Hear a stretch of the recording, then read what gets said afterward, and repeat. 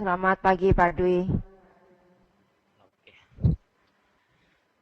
Kemarin terlihat untuk pasar komoditi di oil ditutup di harga lebih tinggi daripada pembukaan, sempat menyentuh ke harga tertinggi pada kemarin yaitu di harga 46,52.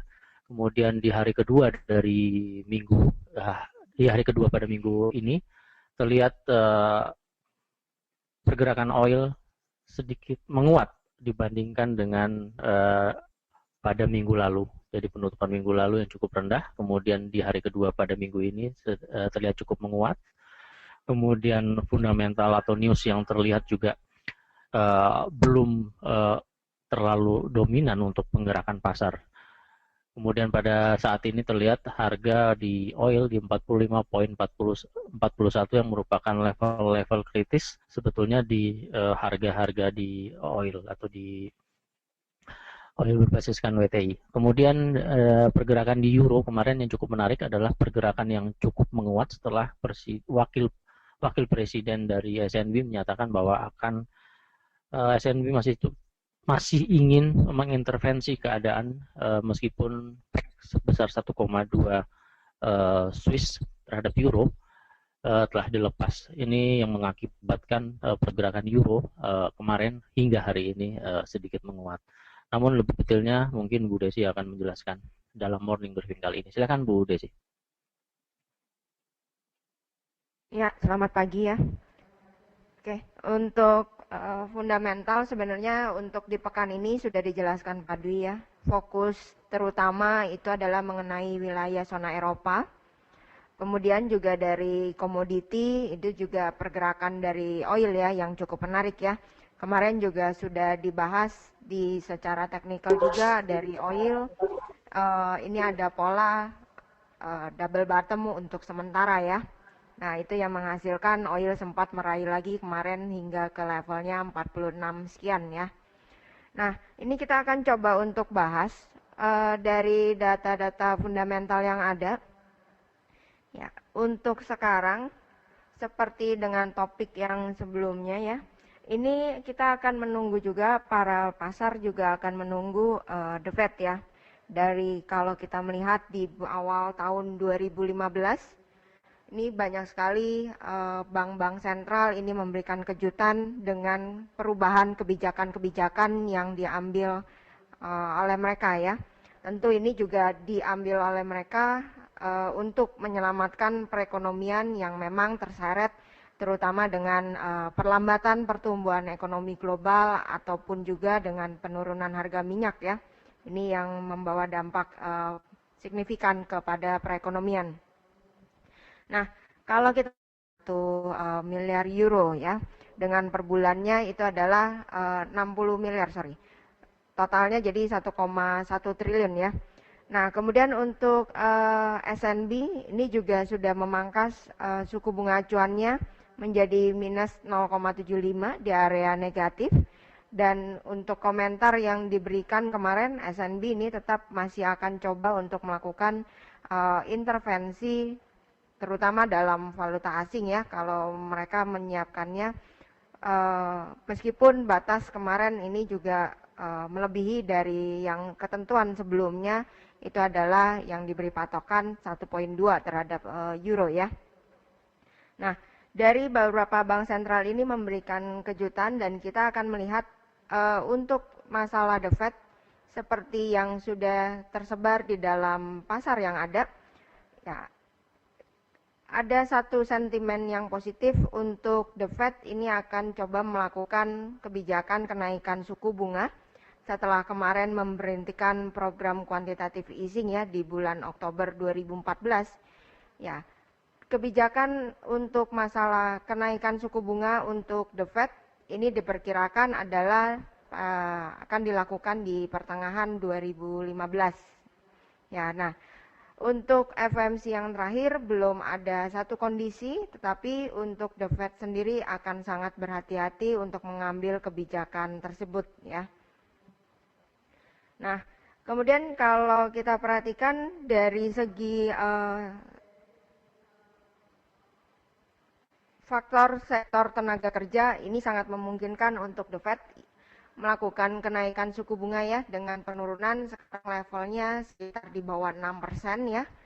Kemudian juga yang membebani jika kita lihat dari pembahasan yang sebelumnya juga untuk di The Fed ini dengan penurunan atau kenaikan atau bagusnya sektor tenaga kerja masih belum didukung dengan gaji ya. Gaji untuk masing-masing pekerja yang ada di Amerika ini di bulan kemarin mengalami anjlok. Nah, kemudian kita akan melihat nanti untuk The Fed FOMC bagaimana indikasi atau tanda-tanda yang diberikan dengan komentar dari Janet Yellen ya, khususnya nanti jam 2 dini hari.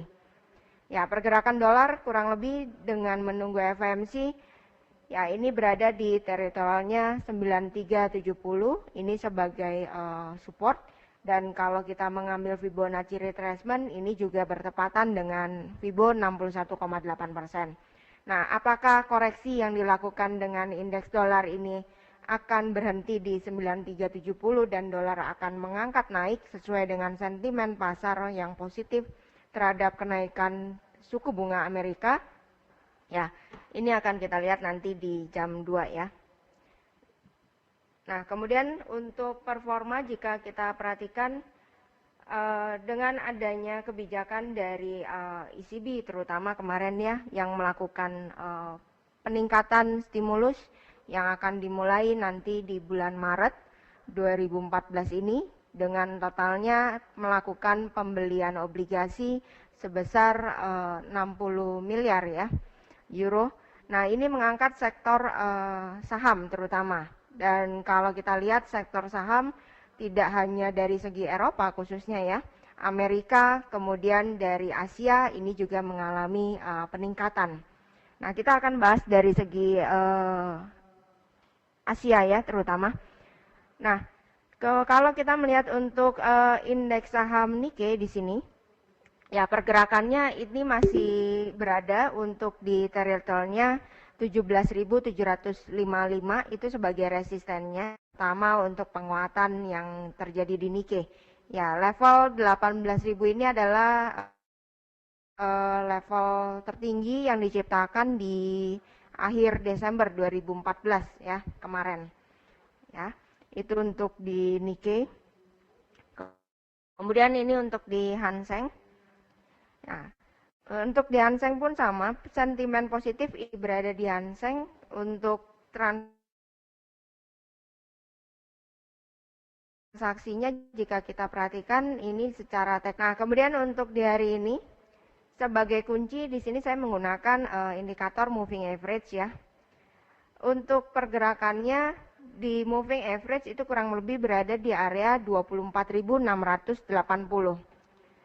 Dan jika dari sebelum pembukaan market tadi, ini harga bergerak di bawah dari moving average, menandakan harga bergerak di bawah rata-rata dan menghasilkan harga itu akan bergerak ke bawah ya. Namun untuk pembukaan Hang Seng di hari ini dengan positifnya saham Amerika dan juga untuk saham-saham Eropa maupun Asia lainnya, Hang Seng dibukanya di atas. Ya, di atas area moving average yang digunakan di sini dan menghasilkan untuk pergerakan Hang Seng ini akan coba untuk beranjak hingga ke levelnya 24.800 hingga ke 25.000 secara psikologis. Ya, rekan-rekan bisa menggunakan average ini atau teritorialnya lebih tepatnya itu ke 24.085. Itu sebagai bisa diartikan sebagai pivot ya untuk di hari ini. Selama masih bergerak di atas, harga akan mencoba ke psikologis 25.000. Nah, kemudian ini untuk indeks saham Eropa ya, DAX. DAX juga sama dengan stimulus yang diberikan oleh ECB, ini juga kembali melakukan kepercayaan para investor untuk berinvestasi terutama di sektor saham ya. Dan mengabaikan juga jika kita perhatikan itu adalah dengan istilah bubble ya. Berarti dari pertengahan tahun 2014 hingga sampai sekarang dengan kebijakan yang dilakukan oleh bank-bank sentral mendukung ya.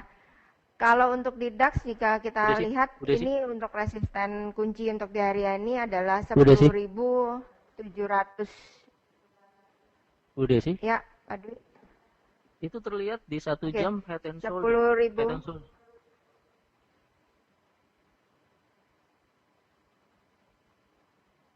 Terlihat di DAX head and Ya, shoulder Pak ya Dwi. untuk di DAX Ini ya, terlihat head and shoulder. Iya, betul ini ya. sedangkan untuk fundamental dalam positif ya. Gimana nih? 700 kita anggap ini sebagai right shoulder ya. Nah, selama untuk pergerakan harga tidak melebihi 10.700, maka right shoulder ini tidak mengalami penembusan dan akan bergerak menyentuh untuk terutama ke neckline terlebih dahulu ya. Itu kurang lebih di area 10.570. Ya, namun jika untuk pergerakan dari segi fundamental, ada kalanya memang seperti yang sekarang ini berlawanan dengan technical. Ya, pola head and shoulder di sini yang terbentuk adalah kan jika memang tidak mengalami pattern head and shoulder yang kita lihat di dalam chart hourly ini bisa dikatakan ada kemungkinannya fail. Ya, tetap untuk right shoulder-nya 10.700 itu menjadi kunci untuk DAX itu sendiri.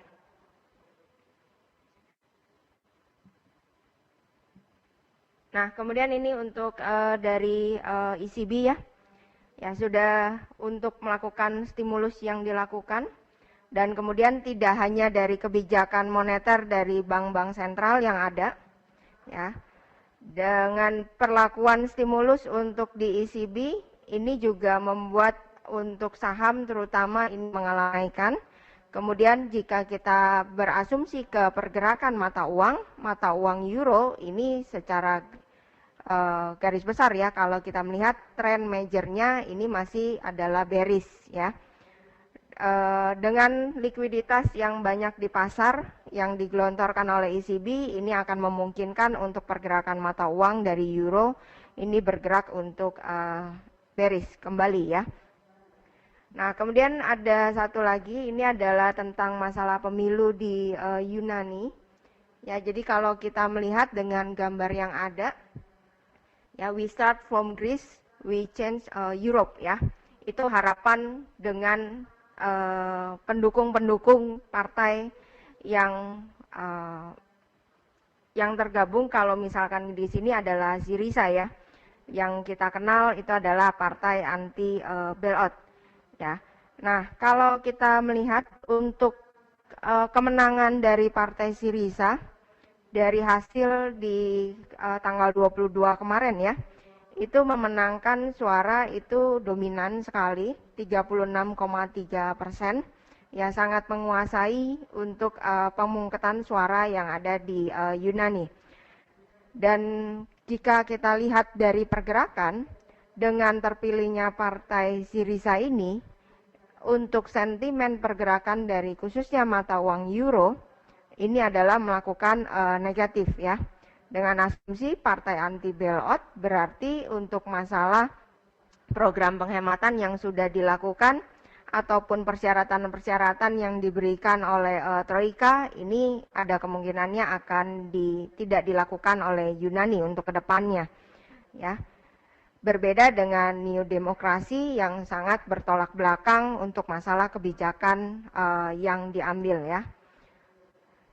Nah, kemudian untuk di sini untuk masalah di Yunani, ya Yunani jika kita melihat dari segi government growth rate-nya, ya di sini untuk masalah tingkat hutang dari Yunani, jika kita bandingkan dengan GDP dari negara tersebut itu sudah melebihi kurang lebih 175%. Dan ini digunakan untuk mendanai pengeluaran yang tinggi ya di saat kemarin ya. Nah, kemudian jika kita melihat juga untuk beberapa elemen di sini, Dari segi unemployment juga di sini adalah mengalami masih di teritorialnya tinggi. Ya, dan ini cukup membebani sebenarnya untuk masalah Yunani dengan melakukan bailout. Tapi di satu sisi, jika Yunani tidak melakukan persyaratan-persyaratan yang diberikan Troika, tidak ada dana bantuan bailout, jelas Yunani ini tidak dapat untuk melakukan bayar hutang ya, alias gagal bayar atau default. Ya, nah ini untuk di Yunani. Jika kita melihat di sini, ya untuk masalah government debt yang terjadi untuk di Yunani ini teritorialnya ini semakin membengkak ya. Kemudian jika kita lihat di sini, ya meskipun Yunani ini dengan terpilihnya Partai Syriza, ya ada kemungkinan juga terjadi keluar dengan zona Eropa, itu yang digembar-gemborkan. Ya, untuk masalah hutang Yunani ini kurang lebih sebesarnya adalah 300 miliar euro. Ya, dibandingkan dengan Italia ataupun dengan Prancis, jika kita lihat di dalam grafik ya yang ada di sebelah kiri, ya itu masih lebih kecil. Untuk Italia maupun Prancis itu kurang lebih berada di area 2 triliun euro ya. Nah, kemudian jika dilihat juga, ya ini untuk masalah obligasi ya. Dengan hasil pemilu Yunani, ini juga imbal hasil obligasi dari Yunani ini beranjak melakukan lebih tinggi ya. Namun jika kita melihat di sini, ya untuk masalah resiko Yunani ini cukup besar. Dan kalau misalkan Yunani memang melakukan dengan ketentuan dengan partai anti bailout Syriza memang dilakukan, ya berarti untuk bailout ini akan kemungkinannya dikurangi untuk di Yunani. Ya meskipun kemarin kalau dilihat dengan pemimpin partai Syriza ini juga sudah memastikan juga kalau Yunani ini memang tidak perlu keluar dari zona Eropa. Ya, tapi apakah untuk komentar dari pemimpin partai Syriza tersebut bisa diterima juga untuk negara-negara zona Eropa lainnya? Nah, kita akan menunggu untuk nanti hasilnya. Ya, tetapi secara overall dengan adanya komentar dari pemimpin partai Syriza kemarin, ya euro ini sempat beranjak meninggalkan level yang terendahnya alias melakukan rebound ya. Secara tren, kalau yang sudah dijelaskan kemarin juga ada beberapa forecast dengan kebijakan yang dilakukan ataupun dengan kondisi geopolitikal yang ada di zona Eropa. UBS ataupun Deutsche Bank ini juga sudah memforecastkan target untuk pelemahan yang terjadi di euro itu adalah 1,1. Ya, dengan penembusan triangle secara grafik bulanan di sini, ya ini mendorong untuk euro melakukan pelemahan. Ya, dan kalau kita melihat untuk di hari ini, ya dengan komentar yang diberikan oleh pemimpin partai Syriza ya, ini kemarin yang memastikan Yunani tidak perlu keluar kalau kata beliau ya. Nah ini mengangkat untuk sampai euro ke levelnya 1,14200. Ya namun untuk di hari ini, jika kita menggunakan analisa teknikal, ya di sini 1,14200 ini adalah menjadi kunci resisten. Ya dengan berpatokan secara major trend untuk euro ini masih bearish. Kemudian untuk di indikator di sini kita menggunakan RSI, ya ada pola bearish divergence yang dibentuk. Ya jadi selama 1,14200 tidak mengalami penembusan di atas, euro akan kembali untuk ke track trend yang sudah dilakukan yaitu bearish ya. Nah, kemudian kita lanjut ke Inggris. Di hari kemarin ini juga ada data mengenai growth dari Inggris ya. Kalau kita perhatikan di sini untuk sterling, ya indeks kepercayaan konsumen secara basisnya itu adalah secara quarterly ya. Ini mengalami penurunan dari yang tadinya levelnya 0,7 menjadi 0,5. Ya, dan kemudian untuk secara tahunannya, jika kita lihat ini datanya adalah levelnya mengalami pertumbuhan 2% di tahun 2014. Ya, ini naik kalau dilihat dari tahun sebelumnya 2013 itu hanya 1,7.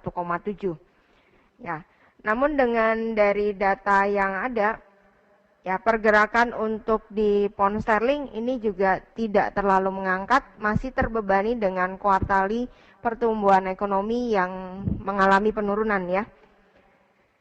Secara grafik kalau kita lihat di sini, performa dari mata uang dari Inggris masih tertahan di areanya 1,52 kurang lebih ya, 230. Ya, ini adalah sebagai kunci untuk resisten di hari ini ya.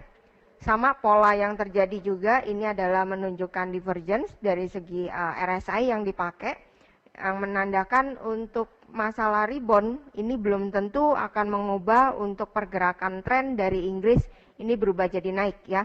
Tapi secara majornya tetap sentimen pasar ini masih memegang penguatan untuk di indeks dolar ya. Oke, 1,52230 itu adalah kunci untuk di hari ini untuk di pound sterling. Nah, kemudian ini untuk di minyak. Ya, di sini ada grafik kalau kita perhatikan dari tahun 80-an ya hingga sekarang 1980 hingga 2014 di tahun ini. Ya. Di sini saya ambil dari artikel ya. Dari penurunan minyak yang sebesar 35% ya atau lebih, ya ini hanya terjadi kurang lebih sebanyak 1, 2, 3, 4, 5, 6, 7 kali. Beserta dengan tahun ini adalah tahun yang ke-8 ya. Namun dari 7 kali yang pernah terjadi sebelumnya, ya untuk penurunan harga minyak yang masuk ke dalam faktor utamanya itu adalah ke resesi, itu adalah di 3 tahun saja dari 7 tahun ya, yaitu di tahun 91, di tahun 2001 dan juga di tahun 2008. Ini adalah masa-masa resesi. Tapi dari yang di blok berwarna abu-abu ini adalah yang tidak karena resesi khususnya.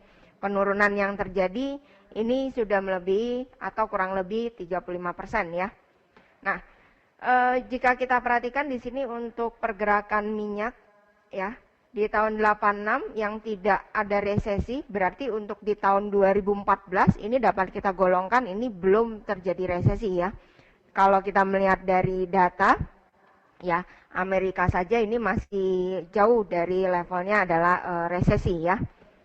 Nah, di tahun yang tidak karena resesi penurunan harga minyak 86, ya penurunan yang terjadi itu sebesar 60%. Nah, kemudian dalam 12 bulan berikutnya, ini pergerakan yang tadinya turun mengalami rebound itu sebesar 16%. Ya, ini data statistik ya.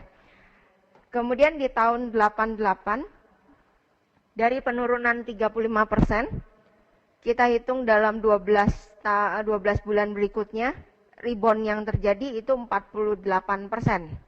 Ya. Kemudian untuk di tahun 1994, penurunan yang terjadi itu terukur 35%, rebound yang terjadi itu kurang lebih 27%.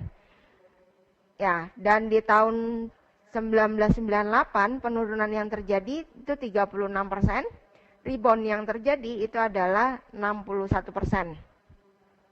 Nah, kalau kita ambil rata-rata di sini dari 16, 48, 27, 61 ya, kurang lebih ada sekitar 20%-an, 25% ini adalah kenaikan ya yang dialami di luar masa resesi penurunan minyaknya. Nah, untuk di tahun 2014 ini ya, banyak rumor yang berbicara untuk penurunan harga minyak itu yang menjadi kunci itu adalah levelnya 33 ya. Itu adalah yang low yang dibentuk di tahun 2008. Ya. Nah, kalau kita hitung jika memang untuk pergerakan oil ini menyentuh mendekati level 33, ya, namun tidak mengalami penembusan, ya, berarti kita akan hitung level $33 per barrel. Anda bisa tambahkan dengan kurang lebih 25% lah, kalau misalkan kita anggap itu rebound yang akan diambil. Ya, kita tidak ambil untuk statistik yang paling besar ataupun yang paling kecil, tetapi rata-ratanya saja. Oke, 25% berarti kurang lebih dia akan kembali ke levelnya sekitar 45-46, kembali ke level ini lagi. Itu kalau terjadi penurunan. Ya, nanti kita akan lihat ke technical. Apakah akan mencapai ke level 33 ataukah dia akan berhenti untuk di level yang terendahnya, ya.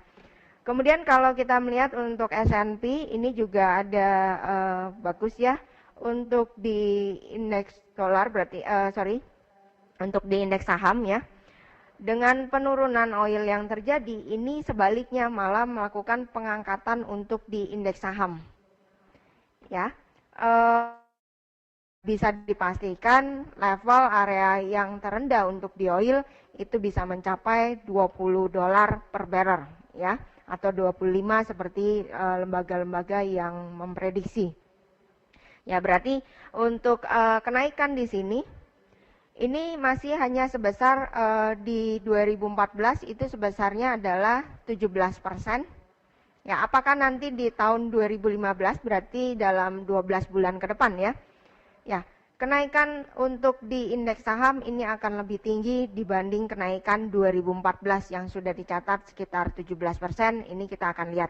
Ya, data ini adalah data statistik, ya, yang bisa dipakai juga sebagai acuan untuk kita melakukan prediksi, ya, tentang pergerakan harga oil.